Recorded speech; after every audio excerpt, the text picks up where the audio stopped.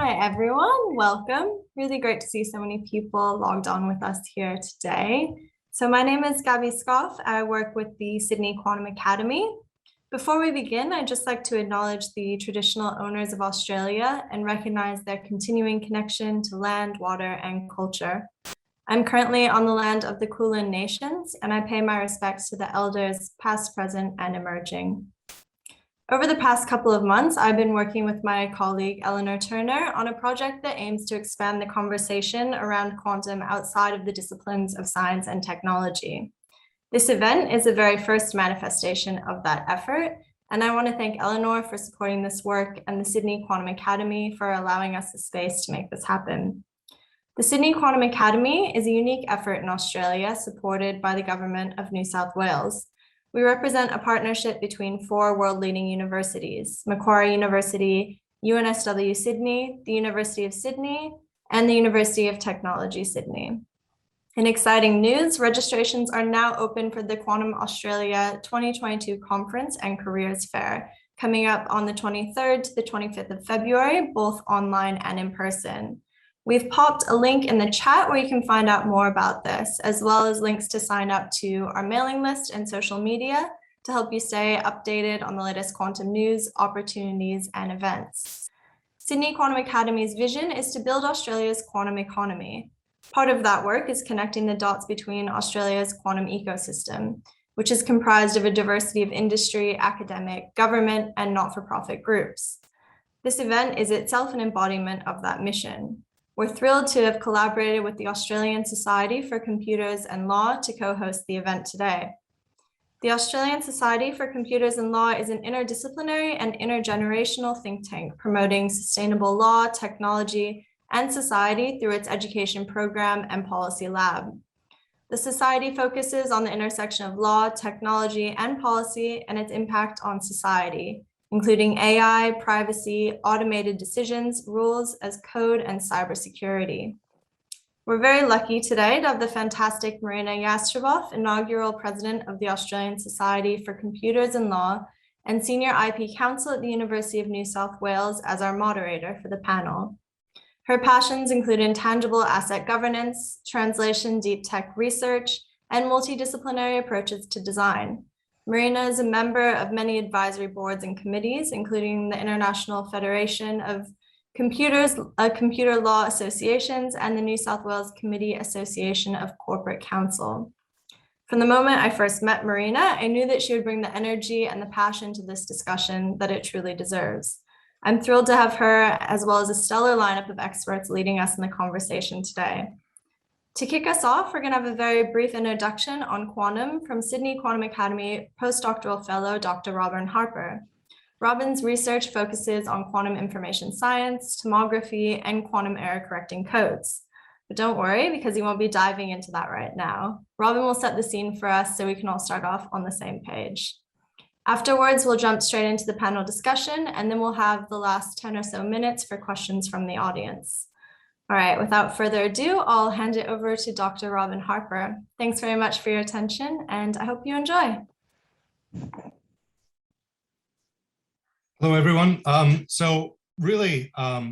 I'm going to do is give a very brief introduction into what a quantum computer is, because there's a lot of misinformation out there, and it's probably just worth making sure we know what it is. So I think the first thing I want to say about a quantum computer is it's different. It's not faster than a digital computer.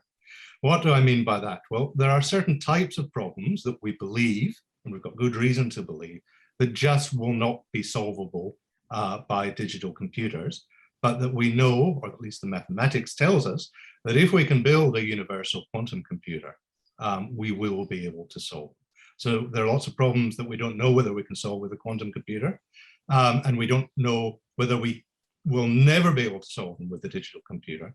But we do know that there's this type of problems, or these types of problems, that can be solved with a quantum computer. So it's still in its infancy, and we need a universal quantum computer. But everything that's happening is sort of showing us that the mathematics is right and the theory is right, and there's a lot of hope that we'll be able to build one. So what does it mean by it being more powerful than a digital computer? Well, as I said, we currently have very poor understanding of the limits of what a quantum computer can do. There are these several key algorithms, and I think the one that people know most about is the algorithm that will allow us to break current encryption methods, because we're able to factorize very large numbers into their two component primes. And that's the type of thing that's going to affect so basically, all the messages that are secure today will no longer be secure once people have universal quantum computers. And so obviously there's a lot of effort into working out ways that we can encrypt, and quantum will also provide the method of that. But there's a lot of excitement as a result of that. We also know, for instance, that we will be able to simulate physical systems down at the atomic level once we have a quantum computer, and there's a whole lot of things that come from that. But just as when digital computers were first, the first ENIAC computer was there, nobody could realize how they transformed today's society. We have no real idea what a quantum computer will enable and how we'll be able to do it. Obviously, there is a lot of excitement upon it. I mean, this is a 2019 Nature graph, just showing the number of quantum patents that are coming down. And there's a bit of a country race, and they've broken it by the country, and we can see what countries are concentrating on quantum computing related technologies, and more important also what type of quantum related technologies they're doing. And of course, there are an awful lot of people putting a lot of money into it. The big giant techs have come into it. There are a whole lot of sort of other R&D companies coming into it, and there's about 200 plus, last time I checked, startup companies putting a whole lot of money into quantum. And finally, we've got a whole lot of different potential applications to do with quantum. Some of them we know will work, some of them we hope will work, and some of them we have no real idea as to whether a quantum computer will help or not. We know, for instance, about encryption. We know how we'll be able to secure protocols. We know that we'll be able to simulate molecules better. And in fact, one of the, if you want the low-hanging roots, although it's not low in any way, is the enzyme that allows sort of nitrogen fixing, which will help tremendously with the amount of fertilizer that we can produce, but also all sorts of drugs, protein folding, we believe are firmly something that quantum computers will help with. And then there are a whole lot of other more speculative uses for it, which would be machine learning. Nobody really knows whether there's going to be an advantage in machine learning, and all the things here with the financial services, and the people have speculated. Basically, any hard problem, a digital computer, people are hoping a quantum computer will be able to help with. We know that's not the case, but there will be a lot of applications we haven't done.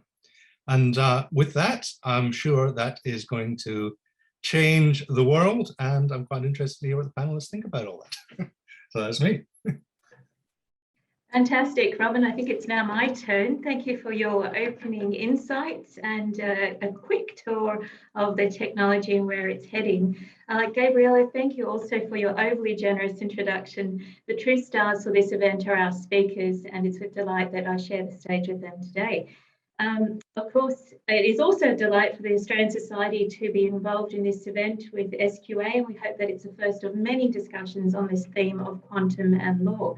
So the technology, of course, is rapidly evolving. It's no longer hypothetical, and the opportunities with the technology are literally outstanding. But with this comes a call for action around the design of solutions that can better balance the risks and the rewards, as well as incentivize the development of the technology in a sustainable way. Just this morning at an event where Ian was moderating, Ian joins us today, of course, Dr. Kathy Foley mentioned that the quantum tech sector is likely to generate at least 16,000 jobs by 2040, and that the technology, of course, will revolutionise a whole range of sectors, as was pointed out by Robin. But a quick survey of academic papers and a Google search revealed that there are a range of real and perceived risks. And to give you a flavour of those, they start around increased inequality, the monopolisation of intellectual property. We heard earlier about the patent system, and the increasing quantum divide between companies and countries, potentially the destabilising effects on economic and financial systems when think about cryptocurrency protocols, for example, and are they at risk? disinformation and the impact on democratic processes, state surveillance, environmental damage, and potentially even human extinction scenarios. You can see where the Google search came into that list towards the end of it. But understandably, there are risks and there is concern around those risks. I don't want to dwell on them because obviously there's a lot of good with new technology as well. But typically the law comes in when we're dealing with these types of risks and how can we best prepare for them and, govern properly in this space. So this raises the question of whether or not traditional legal systems and the idea of regulating technology actually works. And that's what we'd like to focus on today and delve into our panel with fantastic experience in addressing these issues in other contexts. So can we build in, for example, digital ethical principles? Does this affect the social license of the technology and how it develops into the future? So I have highlighted in my notes this question for our panelists. How can we design a framework for addressing the risks associated with quantum while still promoting its development? And is it possible or even desirable to achieve this idea of responsible, human-centered quantum technology? So Ian, we know you need to leave a little early today. So if I can start with you, please, you're in the hot seat. Dr. Ian Opperman, as New South Wales Government's Chief Data Scientist, whether or not you're speaking in that capacity here today, as Industry Professor at UTS and thought leader in the area of all things data, including big data and the digital economy, how would you approach this design question? Thanks, Greta. And that's thank you for the warm introduction. So you're right. This morning we're talking about the future of technology and the implications for a child born today who will live to 2030, 2050 and into the 22nd century. And there were some pretty fundamental issues that kept re-emerging. The focus really was about data and use of AI, but it might just as readily have been about quantum. And the question is really what is possible, what's not possible, and between the range of what is definitely possible, what's definitely not possible, try and ensure that the words being used with co-design to ensure that the technology doesn't just happen to us, and that we're constantly framing the conversation in terms of appropriate use. And as I've mentioned, it works, I think, just as well for quantum as it does for data or AI. So the point about quantum is it's important to understand what's possible. It's important to understand what's not possible. And then again, think about those potential uses within that realm of between black and white, between possible and not possible. So quantum offers some really interesting opportunities to rethink how we do encryption or decryption. It offers some really interesting ways to think about how we might do information sharing. And it also offers interesting ways to think about how we might solve certain big complex problems. The question always is it appropriate? Can we frame what we mean by appropriate in terms of human-centered outcomes? And can we ensure that as we're moving towards use of technology and our ideas of what's appropriate, can we keep connecting the principles behind what we're trying to achieve with the actuals of the bits or the actuals of the qubits in this case? So it's a slightly generic answer, but keeping people at the center of our thinking is important. Not just blindly using things without contemplating potential harms is also important, but ensuring that we keep focused on human-centered outcomes in our achievement of, and the achievement of those is important. And before we go to Elijah, have you seen this work in other contexts? For example, in artificial intelligence with your work in that area? Sure, absolutely. So I spend my days with my New South Wales Government hat on thinking about appropriate use of AI. New South Wales is in the process of developing a generic assurance framework. So thanks for letting me get a plug in for that. And as we have been looking across New South Wales Government, we've looked at how transport and health and police and education are using AI.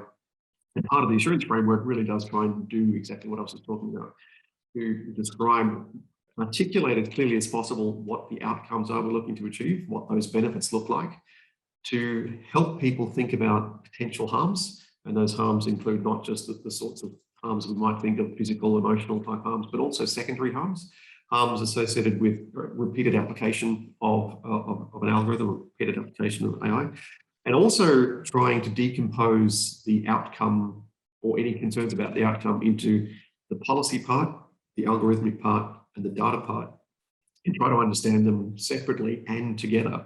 And to ensure that if we are driving towards an outcome, we need to understand what the impact of the use or the selection or the non-selection of particular data sets has, the impact that has on the algorithm, and also whether or not we're colouring in within the lines within the policy, or in fact, whether or not we're colouring outside the lines because our policy settings aren't right. Maybe not a great analogy, but anyway. So the AI framework is really looking to help people think about appropriate use of AI using the logic we have of 2021, but also with an eye to where could this go by 2030. Thank you, Ian. We'll go through each of our panelists for their take on this question, this fundamental question, and then if we have time for Q&A. But please do put your questions in the chat function so that we can have a look at those as we go along as well. Elijah, it's now your turn. You're in the hot seat. Let me give a brief introduction though. One moment, please. Elijah, in addition to being a practicing lawyer and data scientist, a fantastic combination, you are a doctoral candidate at the Centre of Quantum Software and Information at UTS and focusing on quantum machine learning, including quantum algorithmic design. I had to put in the word algorithm because I knew you're coming straight after Ian. What are your observations? And can we perhaps look at initiatives at the World Economic Forum that you've been involved in for guidance on this design question? Sure. Thanks, Elijah. Thanks, everyone. Yeah. Thanks for the opportunity to speak. One other thing that I'm involved in, which is germane to this conversation, is the Humanising Machine Intelligence program at the ANU. And as part of that program, I've been working with colleagues, I suppose, to combine a lot of work on algorithmic ethics and this question of quantum. So I suppose to jump in, I think my sort of focus of research is really to answer this question, why quantum ethics? And by quantum ethics, I broadly try to encapsulate things that flow on from ethics such as governance and the law. I think that there is a good claim that some of the distinct features of quantum technologies may give rise to new challenges when it comes to governance and ethics. It's really important for these processes to answer the question, why would we even need a new framework? We have well-developed comprehensive frameworks, and I know that our other speakers will talk about that. So it's really important to ask the question, why should one even talk about what is new when it comes to quantum? I argue in a few papers I've written, not to plug my papers, that there are two ways that it helps to think about this.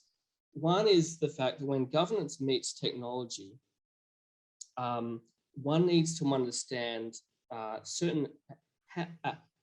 to what extent the governance is trying to govern the way that the technology proceeds. So, for example, how a computation is done. In the classical world, there is a whole field which is devoted, for example, to the way that classical algorithms should be encoded.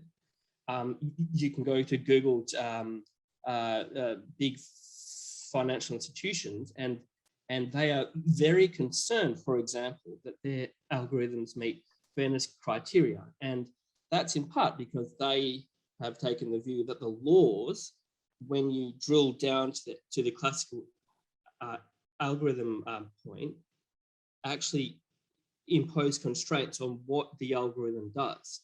And so that means that when you come to the quantum world, it's important to understand, well, if governance is going to drill down, right down to the point as to how the quantum algorithms are designed, how they function, then it's important to understand what are some of the differences which come out of, say, quantum computation, and why should we care? Some of those, briefly, are the fact that quantum computing is inherently probabilistic endeavor, that there are certain features of quantum computing, such as the fact that states are in superposition states, the fact that we have resources such as entanglement, and the fact that the way that we control quantum systems means that it is, I mean, it's not exactly certain yet, but it's clear that the way that we would try to control a quantum system so that we can say that that system is according with some governance principle is likely to be somewhat different. And so it's important for when we are constructing laws or frameworks for what those quantum systems should be used for, that we have an understanding of what can and cannot be done. It's not necessarily the case that we can simply bring in all the architecture of how we, for example, might want to control the algorithms of Google or Facebook and apply them one for one with how a quantum algorithm works. So that's the first reason. And, you know, again, a kind of classic example is in the future, if our dreams for quantum are met and we run a whole set of algorithms on quantum computers, it may be that we need different intervention techniques to make sure that the fairness criteria that we currently use work on quantum computers.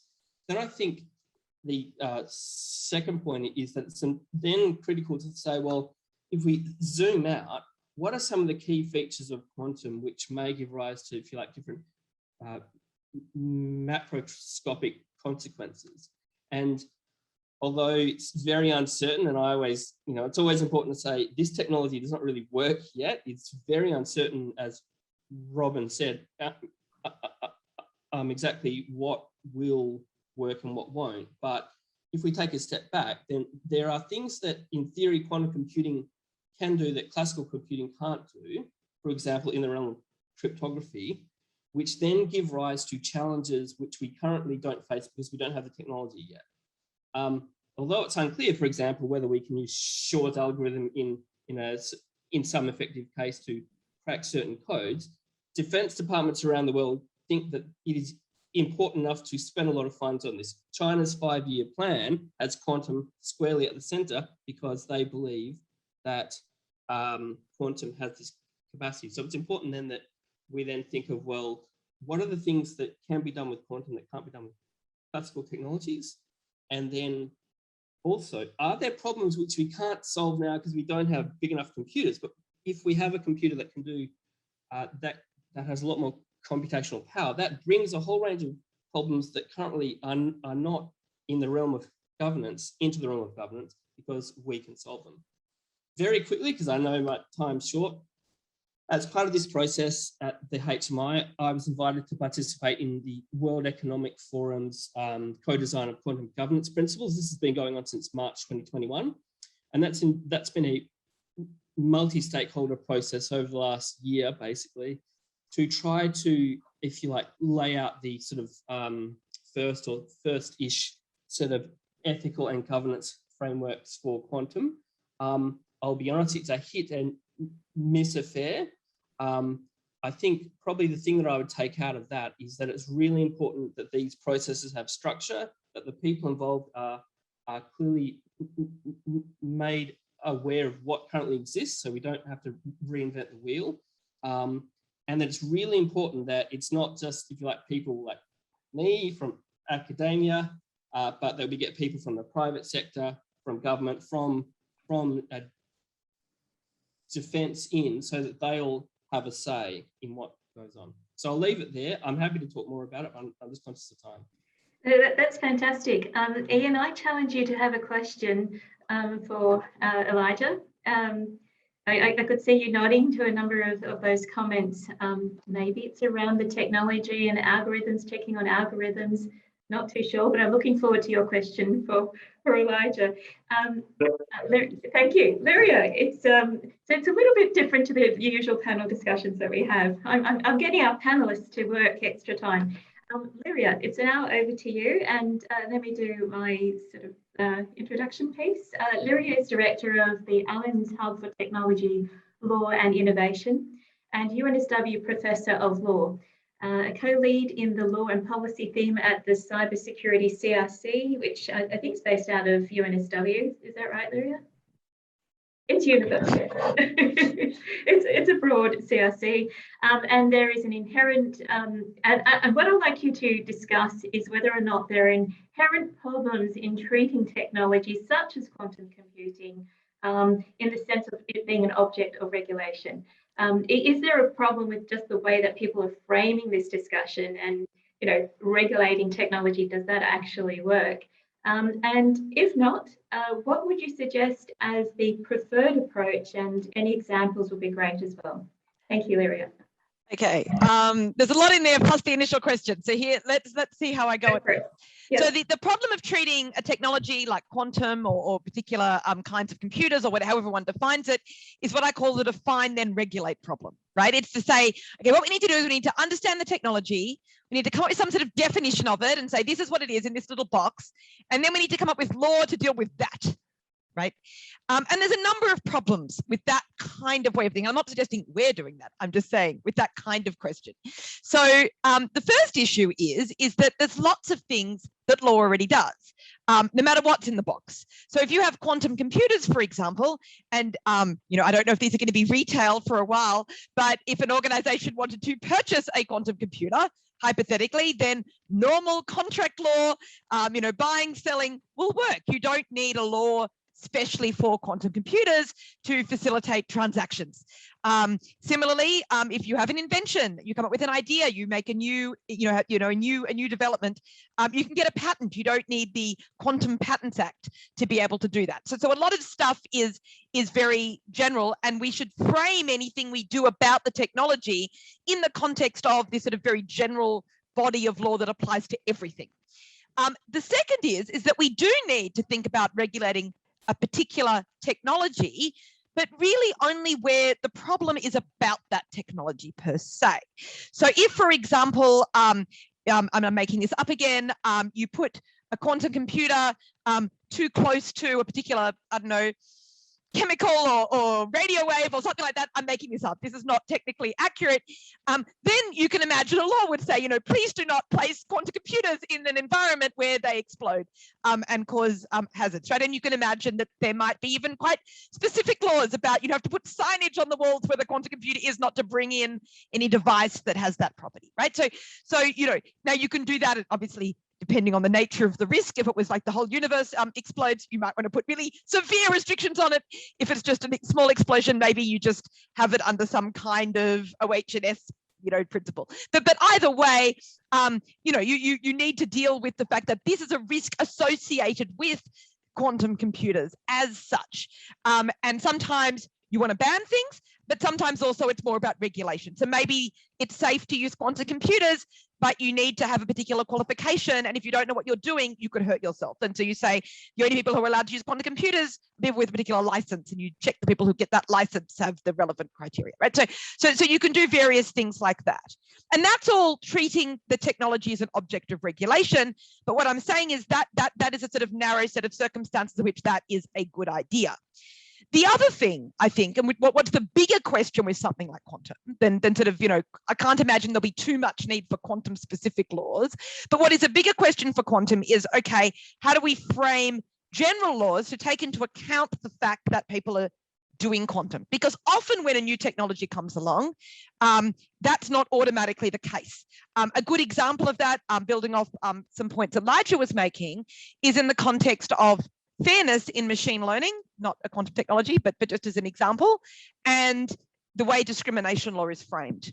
And sometimes if you follow discrimination law to reduce your legal risk, you're actually not at the same time maximizing fairness, if you like. In other words, they're sometimes at cross purposes. Discrimination law, for example, may provide an incentive to drop off certain variables so it doesn't look like you're using them, you know, to reduce your legal risk. But in fact, if you drop off those variables, you can't test to see if your system is dealing with those situations appropriately and fairly. So you actually lose the ability to be as fair as you could possibly be. So sometimes law works across purposes once a new technology comes along and you start doing things a different way. And I think this is certainly where some of Elijah's points were related to, is that kind of area.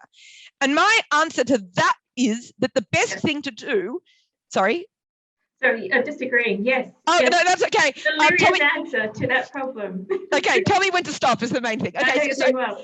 So my solution to that is not to say, oh, we need the Discrimination Act and then we need the Machine Learning Discrimination Act, or if it's a different, again, we need the Quantum Discrimination Act.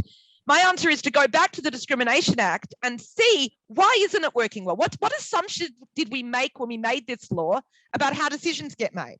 And in the case of discrimination law, the assumption was it's a human, and it's a human who might, hate women or not, not trust particular racial groups or whatever it might be. And so we need to force them to make decisions that don't let those biases change, who gets hired or whatever it might be. So that was a situation they were addressing, not a machine learning scenario and not a quantum computer scenario.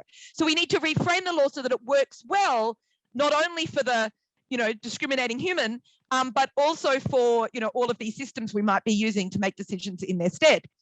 Now, in the context of quantum, there's a whole range of questions we can ask in this box and how we might need to rethink certain laws. So it's already been mentioned about the idea that maybe cryptocurrency protocols will not be sufficient, and that when quantum computers come along, there'll be new ways to hack those, whatever there might be, blockchains, and steal everyone's money, right? I'm simplifying. But assuming that's the case, we can ask ourselves, okay, how does the law deal with that now? So we can look at everything from financial regulation to just ordinary tort law and say, what would the outcome be? And if we don't like it, we can then say, okay, do we need to do something else to ensure that, ex ante, that we create a situation that is, maybe we pass a law to say, if you're marketing a cryptocurrency under some kind of, we can do this under financial regulation of some kind. If you're marketing a cryptocurrency, you have to ensure that it's rated quantum safe in some sense, that can't be the destruction of it. Otherwise, you can't market it to, ordinary investors in Australia, something like that. So you can do that kind of thing and think, okay, we need to bring that in order to deal with that particular problem. Okay, so Ian raised a problem I want to deal with very quickly too, which is, well, what about how we do technology design, and can we do it better? And Ian talked about the great work happening in New South Wales around sort of automated systems and the sort of thinking that you can put into that ex ante before you just deploy, robo-debt accidentally, right? And that's fantastic. And I think we can do all of that well. What I do think, though, is that I don't think we just need to think about that technology by technology. So Ian, you and I are very much on board on this. The same issues around co-design and putting people at the center is going to be the case for everything, from AI to quantum to who knows what the next word is going to be that in 5 years we'll be holding an event on, right? But what we do need to think about is how we can do that for everything. And that's not how governments tend to think. So governments go, oh, we need AI ethics. And they come up with AI ethics principles, which say we have to do all of these things when it's AI. But, they don't apply to quantum. No doubt when quantum comes along, they'll have quantum ethics.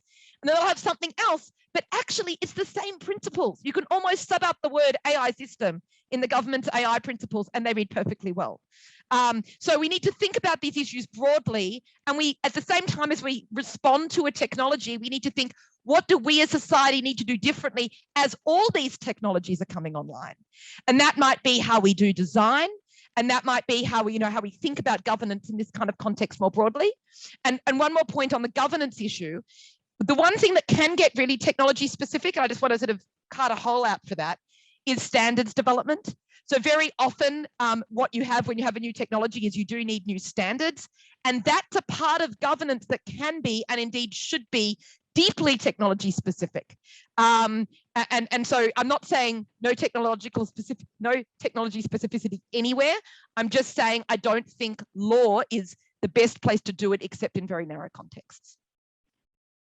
Fabulous. Thank you, Lyria. I see some things emerging. Essentially we can look to what we do already.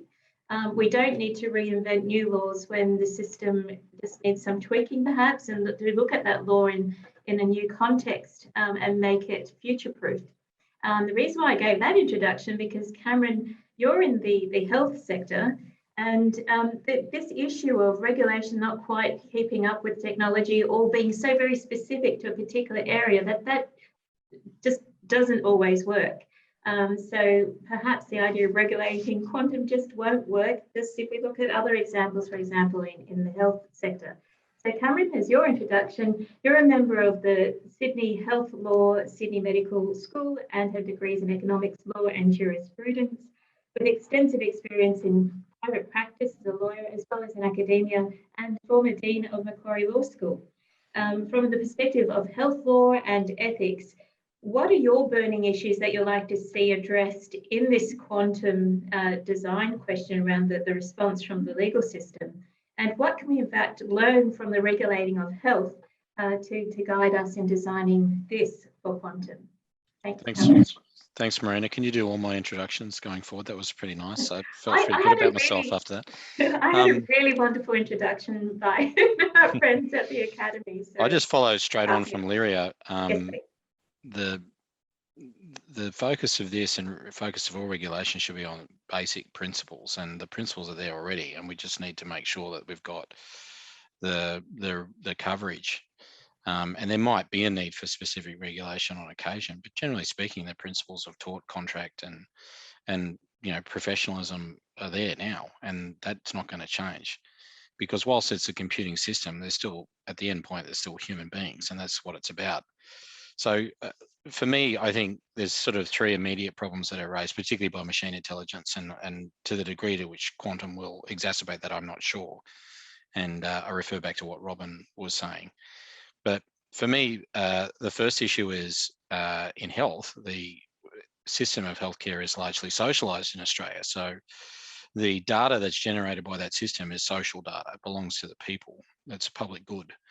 And the immediate challenge for I think is how do we operationalize benefit sharing so that we don't have a situation where vast quantities of data should be generated not only by the health system, but then when we link it to other systems like the criminal justice system, when we link it to other social welfare systems to get more information about health works and ways to improve human health. That needs to be done with a view so that it's not privatized in a way that disadvantages groups of people. So benefit sharing, I think, is key, and that needs to be done now. That's all this stuff is happening now. So we need to think about proper ways of benefit sharing. Following on from that is the sort of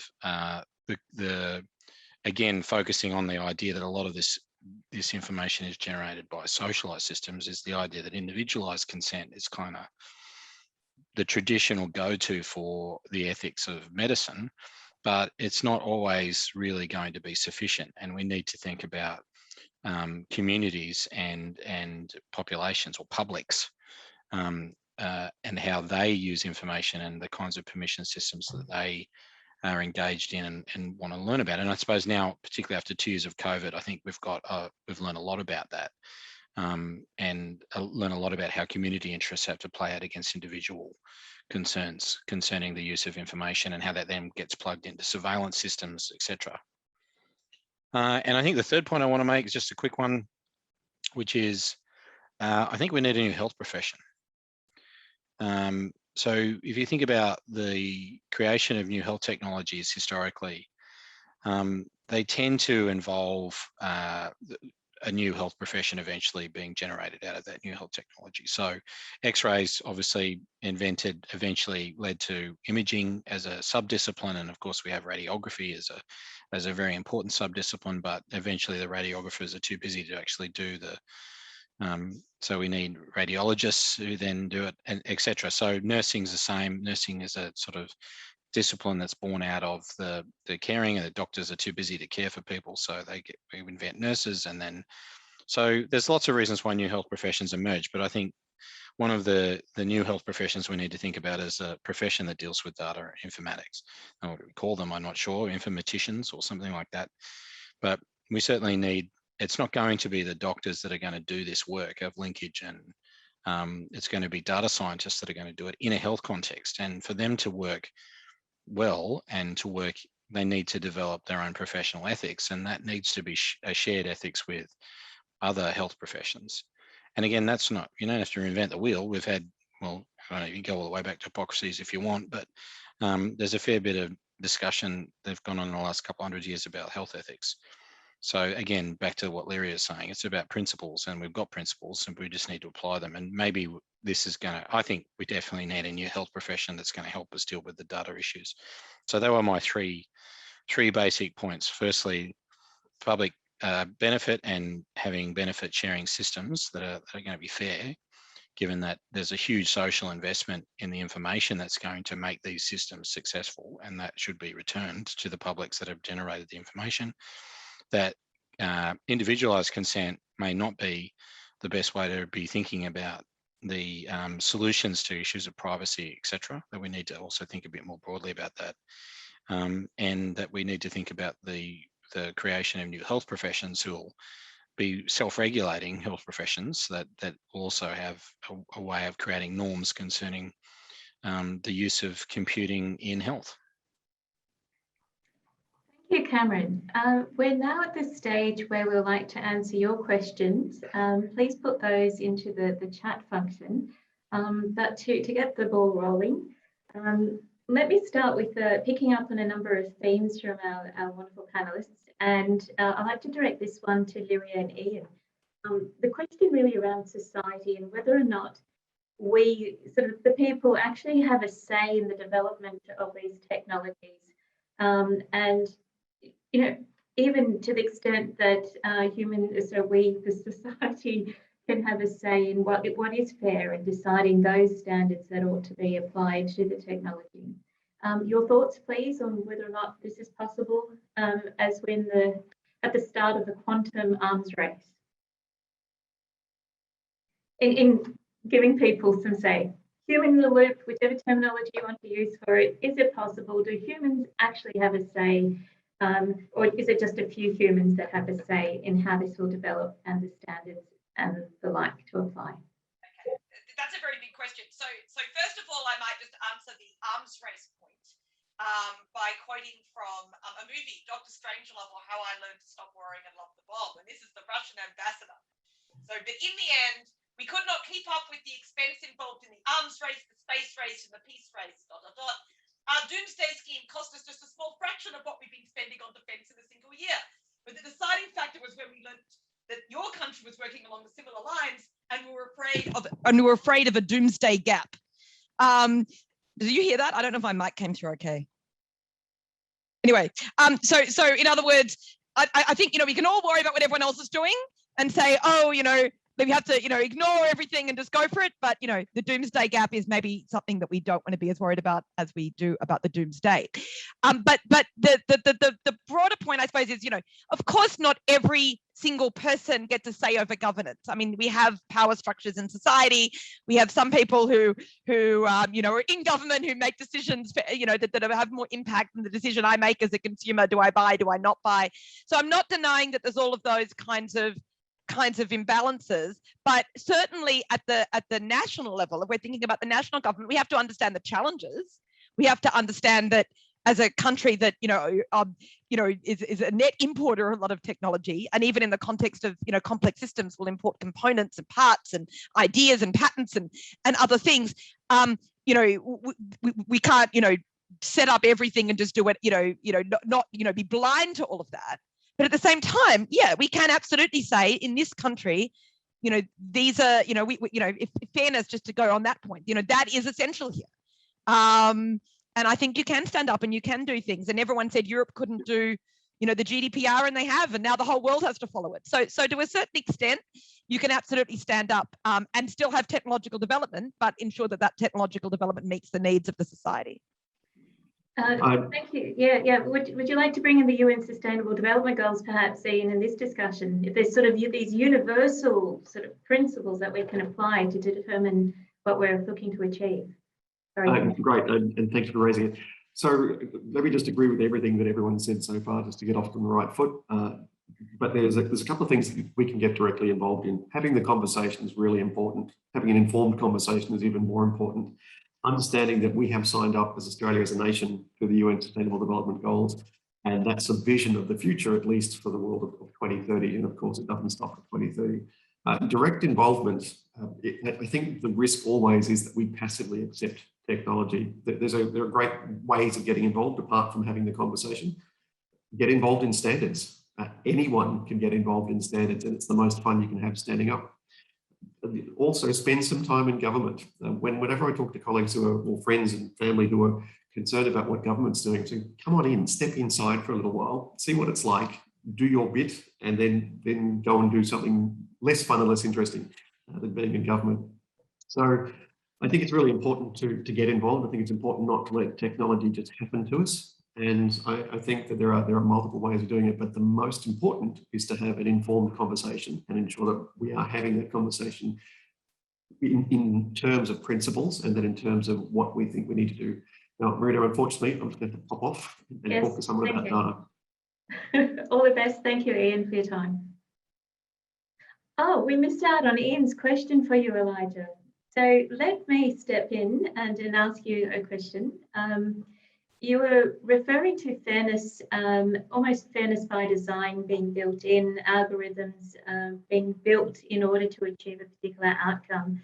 Do you see that the designing in of these core principles is the way to go with technology, and that external type, dare I say, regulation isn't the way to go? Yeah, look, I think coming on what some of the other speakers have been saying, I think there's no universal concept of what's fair, and so what should be the case is always contested, and we have a legal political system that tries to sort that out. But ultimately, I think the first sort of point to get clear is that we won't have a top-down global structure that somehow commands and controls what governance looks like, how it works, and effectively how it rolls out in quantum or most other areas. What you have is you have sort of trends in this particular direction or that particular direction. I think things like whether your algorithm meets fairness criteria, again, are very complex. So there are, if you go to the States, for example, there are calls to pass laws to ensure that if either that you should not use algorithms in the criminal justice system, for example, or that if you do use algorithms, for example, to work out whether someone's likely to offend, that those algorithms have certain characteristics. And if they have those characteristics, then they sort of meet fairness criteria. But the challenge, of course, is even if you have that, it's very difficult to audit algorithms. People talk about ethical AI, and this applies to quantum. I think Google is running about 4,000 neural networks every day. So like the idea that across the globe, you could ever have a system that audits and checks that every algorithm that is currently running meets some criteria is very challenging, to put it at least. And then when it comes to quantum, you actually don't even know exactly how the computation unfolded. So there are the black box issues that you need to deal with. But again, the law deals with black boxes all the time. The human mind is a black box in some sense. And so again, I would just echo what Cameron and Lyria said, which is the fact that we have tools to deal with when we are faced with a black box, and all we can see are the outputs of the black box. And it's important to keep that in mind. Excellent. Lyria, I'd like you to pick up on the concept of black box. But before we get to that, Cameron, there are questions coming in around the consent question. Would you like to comment on the issue of consent in this new digital realm of quantum? Yeah, well, we already have systems where individualized consent is put aside in situations where there's public benefit, and that happens at the moment. Not sort of saying it's done very well. In fact, it's probably done pretty poorly. But for example, if you're doing research involving health data, you can get access to health data without permission and without consent if a human research ethics committee believes that it's overwhelmingly in the public interest for you to do so. Those decisions are supposed to be logged with the NHMRC, and so lots of problems with that system, but that's one example. So you've got particular local health districts or groups of researchers working in a particular community can get the ethics committee of that community to then to make an assessment about whether access should be granted or not, balancing out the benefits and harms. So that's one way that you could operationalize consent. It could also be done in some. I mean, the idea of individual consent actually doesn't make sense in some communities. It doesn't make sense in some First Nations people's communities. We've done a lot of work, for example, with cord blood, umbilical cord blood, and there that's considered to be a social resource. It's owned by the local families, and it's also divided up, and access to it divided up according to cultural lines, which white fellas find it hard to understand. There'd be skin and moiety and other things, access to, and so you have to get consent there from very complicated ways. But it's more done. It's more likely that it'll be balanced out according to that community consent rather than individualized consent. So I think we just need to be open to the possibility of having different ways of having systems of information, and then enacting forms of custodianship. When we talk about custodianship, or I like stewardship because it sounds like my name, have those systems where they're there to represent and to protect information, because consent on an individualized basis is just not going to work. So that's what I'd say in response to those questions. Thank you. And Lyria, over to you with Elijah's black box idea. Do we need greater transparency, accountability? I know they're reflected in the UN Sustainable Development Goals, but what are your thoughts on the black box idea? I think the transparency you need is contextual. So, just to give an example, if I have a self-driving car, I don't want to see the source code. I haven't got time to read it. It wouldn't make sense to me. I want to know, though, that someone's tested it, and I want, the safety testing protocols public, and, to have a sort of, a good regulator who I know I can trust to, not take bribes and so forth. On the other hand, there are certain kinds of systems or processes where transparency really is important. We could think about, the transparency we expect from government, for example, and there's laws around that, and freedom of information and so forth. And that's really all about the fact that actually, there's certain things we do need to understand exactly what's going on for democracy, or in the case of systems, arguably for sort of safety and appropriate use, and some would argue even right to repair, and other reasons. So I don't know if there's ever a single answer to the question of, is transparency good? I think it is, in what context do we need transparency? Now, the only thing I will say, going back to my broader point, is I'm not sure the answer to that question is technology specific. So I don't think you can say, well, we need transparency whenever AI is used, which is what a lot of people say in AI ethics principles, right? Or we need transparency it's same logic. We need transparency just, quantum computers need to be transparent. I don't think that makes sense either, or quantum programs, or whatever it is. I don't think that makes sense either. I think it'll again be a question of how do we define the terms on which we as consumers or we as society are entitled to expect transparency, and to define that in a broad way. Excellent.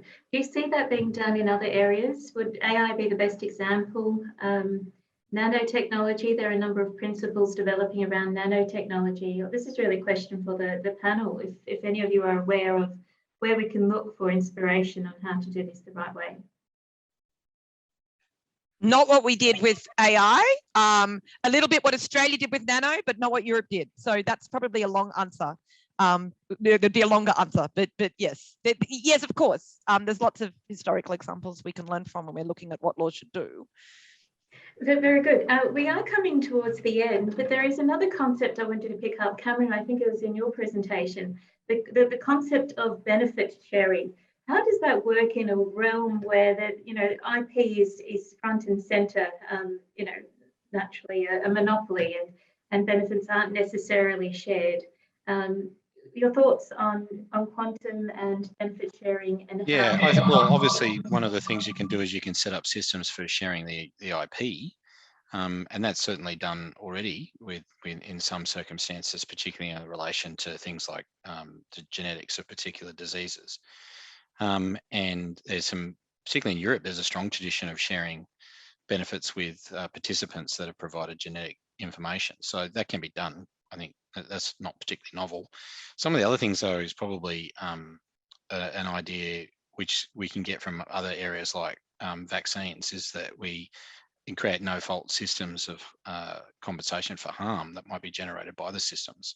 So if the systems are going to be moving to quantum computing and AI and machine learning, and if people are harmed by those, then the manufacturers who are making the devices, working on the AIs, and the software developers, perhaps they should be all forced to contribute, or maybe there's a fee that's part of the service that contributes to a fund, which is then provided, which we can then use for no-fault compensation for people that are injured by those systems.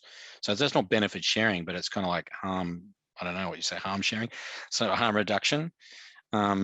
Another thing too is obviously the issue with the employment. You know, if these systems are going to be causing problems with some employees, then there needs to be ways in which people can transition out of the Schumpeterian destroyed industries. So again, it might be a situation where some form of taxation is used then to spread the harms across particular parts of society, so that those who have been rendered unemployable by particular computing are then given a chance, an education fund to move forward. And again, we've done that a million times. We've always, people that have suffered particular harms have always been provided forms of compensation, or people that have been asked to undergo particular risks in our society, like the World War I diggers. If you go, you get land, you know, GIs get free education. So there's lots of scenarios where that's the form of, that's the role of government, is to make sure that harms and risks are spread across society in ways that are fair. So I think that would equally apply to quantum computing. Thank you, Cameron. Elijah, did you want to add anything to that part about benefit sharing or harm minimization? Yeah, look, I just echo both points. I think, yeah, certainly if you can spread the risk, as it were, or to properly allocate risk is maybe the way to think about it, and that's obviously a good thing. I mean, again, I'll just sort of caution that quantum computers don't work yet. It is unclear whether they will work, and it's very unclear as to whether the risks of quantum will even come to fruition. So I know that was talked about at the start, but like we can't, like, essentially we can factor two integers, but that's about it. But they're small. I think someone factored 12. Like we are not able to do even basic stuff properly yet. So it's really clear that although it's important to discuss this, we are not at that point yet. So we're still in the 1960s, I'd say. Well, we like to be ahead of the curve. So to wrap things up, I like to give this challenge to each of the speakers on the panel, and Ian in absentia. What have you learned, panelists, from your co-presenters today? Something that has changed your way of thinking about this, and what's your hope for the future in this area of looking at quantum and how law and quantum can work nicely together? So, any volunteers to go first? Well, I learn every time Elijah opens his mouth. So everything he says, I sort of, okay, another bit of my neurons are responding. And of course, I've always been learning from Lyria for a while now, and so I'll just reach over and I'll grab a book just to prove how much I'm dependent on Lyria's information. So yeah, I'm very grateful and honoured to be amongst such a worthy panel as this. Thank you. I also learned a lot from everyone, but I'll limit myself to the one point, which is Elijah's point actually about fairness and quantum, because I hadn't heard that before. So I'm now going to go and look that up and find those articles that Elijah wrote. So thank you. Yeah, Elijah, if you have links, we'd love them to be shared with the audience as well. Oh, We're happy sure. to share. Yeah. Thanks, yeah. But before you do that, what is your takeaway? Maybe about Ian. Oh, look, it's been a great pleasure and privilege participating in this panel with Cameron, Lyria, and Ian. And yourself, and also the people who put questions. I'm just thinking about those health issues that Cameron talks about. Again, it just says there is a well-trodden path here, not just for dealing with issues, but for dealing with new issues that arise. And it's really important that everyone takes an interest, pays attention. And the points that Lyria made are incredibly germane. The kind of fact that we don't need to reinvent the wheel, that there are processes and procedures, and that the governance will be contextual, I think is key. Yeah, I think it's been great. Brilliant. Well, we have to wrap things up now. Lyria, I know you have a class to go to straight away. Thank you so much, panelists, for joining us today, of course, for the Sydney Quantum Academy, for organising this event. It's been a real pleasure. It has been a whirlwind tour of the issues here on quantum and law, But what I find most satisfying is the fact that, well, really, we have a stable ground. We can look to what we do already. We can look to improve that. We don't have to reinvent the law in order to deal with quantum. There's something really nice and grounding about that concept. So thank you, everyone, for joining us. Thank you also, Elijah, for sharing your paper so quickly with us. Read Lyria's books, and we look forward to catching up with you on another occasion. Thank you again.